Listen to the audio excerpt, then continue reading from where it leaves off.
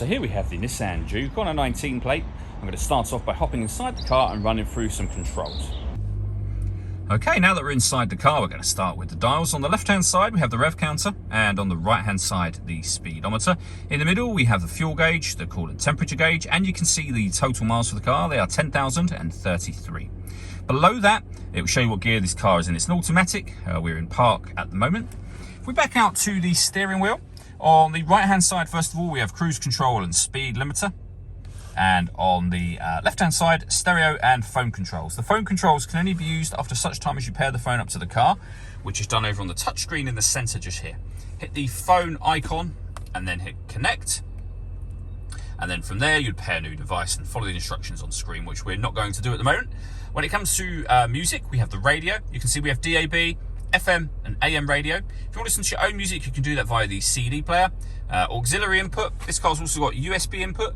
And once you paired your phone, you can stream your music wirelessly via Bluetooth audio. We have satellite navigation, which is accessed via these buttons up here. There's a full video showing how that system works on our website and YouTube channel. Also up on this screen, we have the 360 parking camera. So a reverse camera on the right, and then a bird's eye view image of exactly where the car is parked right now on the left.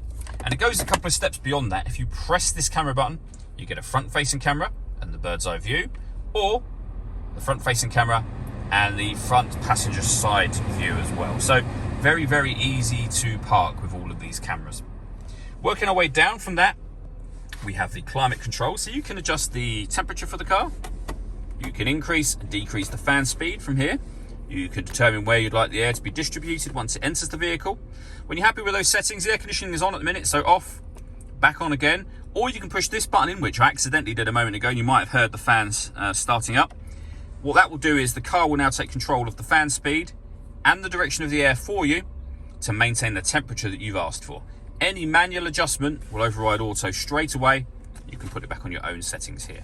This screen also doubles up as the driver mode screen, or driving mode screen. You can put the vehicle in normal, sport, or eco. Whatever mode you're putting it in, you are affecting the engine, the gearbox, the steering, and the climate control for the car. Below that, we have a 12-volt charging socket, the USB and auxiliary inputs that I mentioned just a moment ago, and the gear lever for the fully automatic gearbox. All that leaves me to say is thank you for taking the time to watch this video. If you'd like to come and see the car in person and have a test drive, please feel free to call any of our MJA sites. We'd love to hear from you soon.